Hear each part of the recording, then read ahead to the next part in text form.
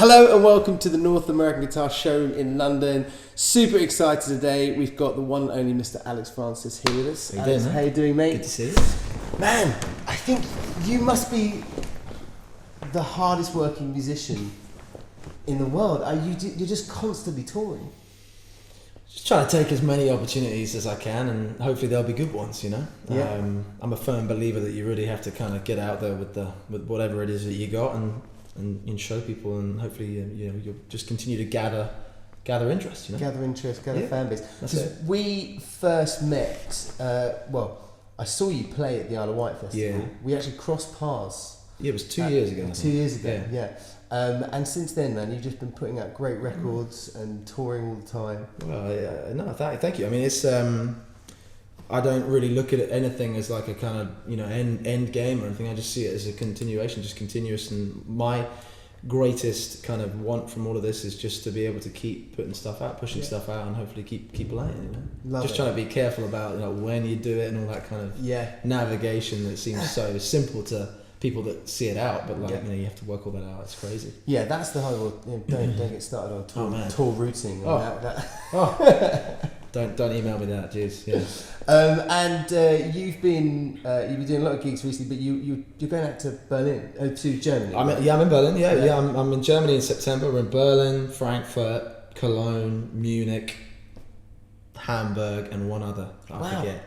Yeah. Is this? Am I right in thinking this is your first headline tour? That's right. Yeah. That's amazing. Taking a few chances. Yeah. I mean, it's been a culmination of getting to do openers in Germany over the last 2 years, and I guess a fortunate scenario as much as I've been able to connect people, and folks are following me, and people seem genuinely interested to know when I'm coming back. So we've taken a look at that and just tried to just put something together that isn't.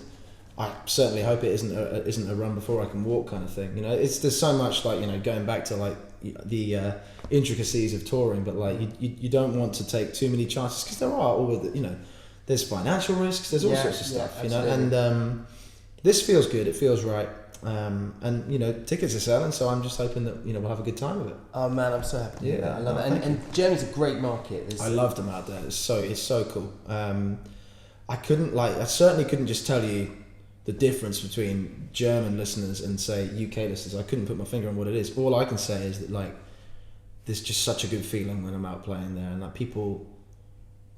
The level of interest just it just feels good for me when I'm out there, and I've got to ride on that. That's all I can do. Absolutely. Well, Jackson Ritter did a load touring out there. Yeah. It's been kind to a lot of prominent songwriters. Definitely. Yeah, I totally appreciate that. I'm that's this is what I write my songs and I go out and I perform them. It's quite matter of fact in that sense. It's not necessarily other bells and whistles to make it up. I'll just keep trying. I've got to test it. I've got to test the water. Totally. After all, a great mate of mine, Charlie Grant, brilliant songwriter, great guitarist. He was a London-based songwriter, published guy, and then he went out to Berlin, did some writing out there, totally fell in love with it. Yeah. And then he now did he move there? Moved there, lives there. Berlin, man. It's got such a nice vibe. Especially the east area is really, really cool. I love that. There's actually a great guitar show in Berlin called the Holy Grail Guitar Show. I don't know about that. Okay. Well, next time you're there, you're going to have to come to the show. It's not in September, is it? No, it used to be in October. I think they now moved. Maybe I'll extend my visit. Yeah, there you go. I think they moved it to May or something. Oh, really? Okay. It's next year anyway. But just talking about your songwriting, because you've got such a beautiful, soulful tone. Thanks, Alex just done a session for us, and I was upstairs tapping away on my computer and slightly weeping at some of those beautiful lyrics. But no, you just got such a beautiful tone. Thank you. I have to do. I said I wasn't going to do it, but I have to do a little bit. The question. Where did you get the inspiration for that? Your sort of soulfulness and your songwriting and your vocal, because you've got so much movement in your vocal range. Right. Well, I mean, I guess you kind of subliminally just build up a sort of book of reference points in your head, and I've never felt I listen to I definitely have favourite singers, but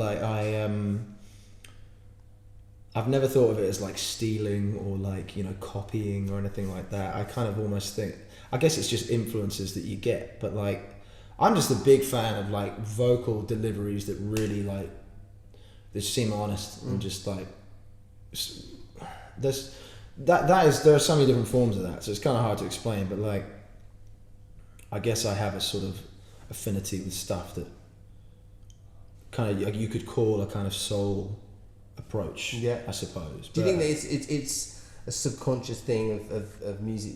Yeah, I heard you mention the big fans of Stevie Wonder. Right, that when you were a youngster. I think a lot of it is like subconscious or subliminal or whatever. Like I really don't actually analyze it that much when I put the, when I perform or when I write. I don't really think about it too much. But I guess it's nice because like from a listener's point of view, there's something that they can attach to. Oh god, yeah, definitely. But I don't kind of. I mean, when I was younger, like you obsess over artists and bands. And you have your phases with different records and whatever. And I guess like those kind of things would have sort of built up a kind of mesh of something in here that creates what I've got, I guess. Great, love it. But no, I'm glad you like it. And well, mate, we're huge fans. So, and with regards to songwriting, so do you do solely write on your own, or do you have a partner up and do?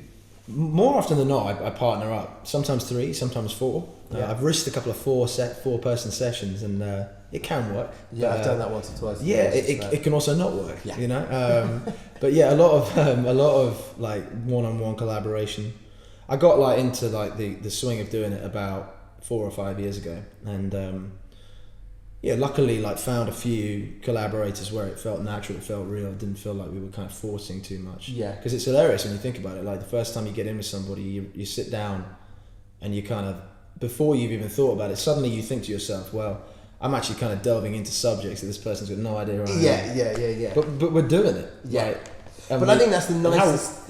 When you're doing it with a complete stranger. It's kind of, and it's almost like therapy. It's bizarre, isn't it? Yeah, it's a strange. And you lead the session, you're kind of like, what the hell was that? Like you're like, and you I feel lighter. It's bizarre. It's bizarre, and like I didn't ever kind of sort of stand there at the front door of a studio and go, right, I can do this. I've got to break down all the walls, and I didn't do that. But like I kind of am analysing it now after like loads of sessions after several years.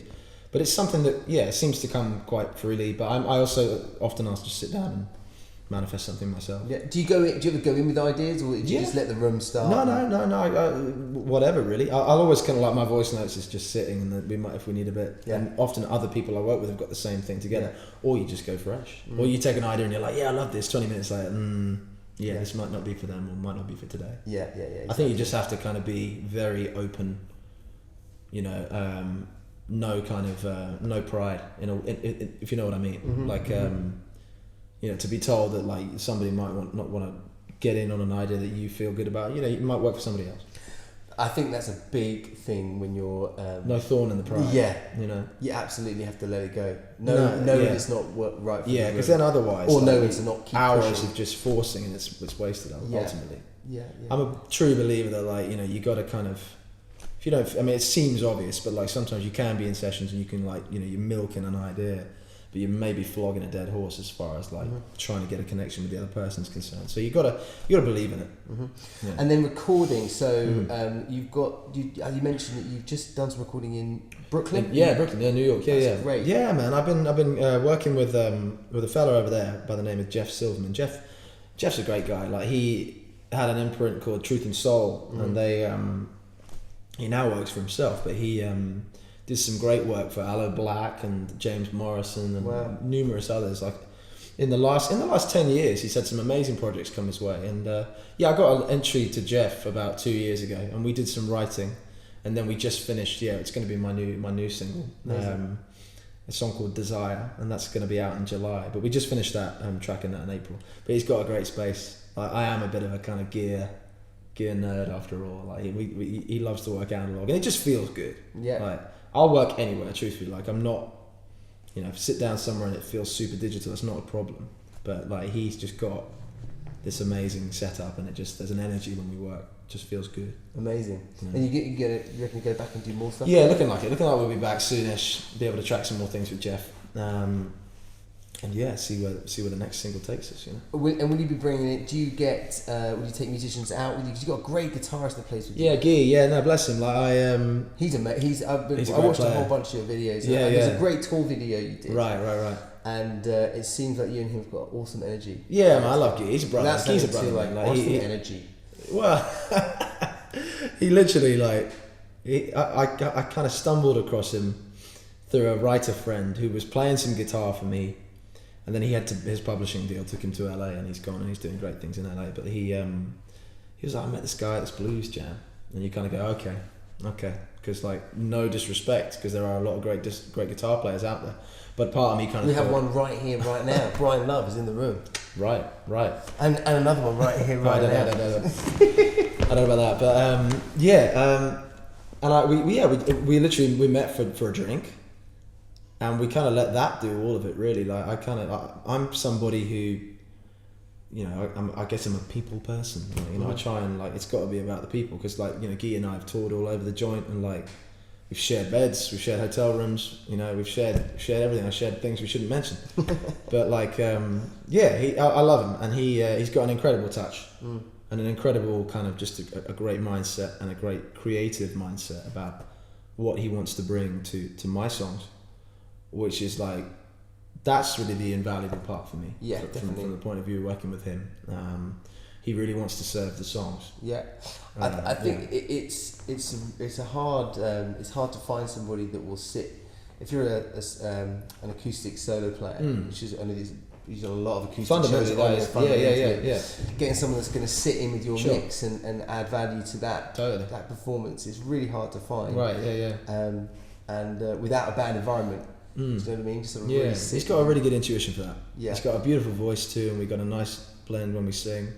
So I'm really lucky to have him, and it definitely has helped develop, you know, what I'm doing from a performance point of view, and the writing too. I mean, Guy's a co-writer on my new single. Like he's got amazing ear for melody. So I sing his praises too much sometimes. What's immediately next for you? So we're going to put the single out in July. A couple of festivals in the summer. We're going to do Victorious Festival in Portsmouth in August. I'm looking forward to that. That's going to be good. And then I mean, it's probably just going to fly into September super quick, and we'll just get on with that. So yeah, the dates in Germany from the 14th to the 19th. All on your website? It's all there, yeah. AlexFrancisMusic.com. Yeah, man. And then there's a UK run as well in London, Brighton, Manchester, Birmingham. Oh great! Where are you playing? Yeah. Where are you playing in the UK? In the UK, so we're doing London. To test you now. Right, okay. In London, we're doing the Waiting Room. Yeah. Brighton's going to be the Prince Albert, I believe. Okay. And then Manchester is the Castle Hotel. And then Birmingham is the Sunflower Lounge. Nice. I've been like around the UK a bit, but like it's cool because these are new venues. I don't know these. Well, I know the Waiting Room, but I don't know these venues too well. That's always a nice thing. Yeah. So yeah, really just lots of promotion and continuous release. There'll be more singles this year. And then it would be next year before we know. Man, the hardest working musician. Right. It's so good. Thank you so much for coming in. Thank you for having me. Your sessions today were absolutely mind-blowing. Thanks for having me, man. So, appreciate it. For more information on Alex Francis, we're going to put a link to his website here, and check out all of the awesome videos that we've recorded today. Thanks very much.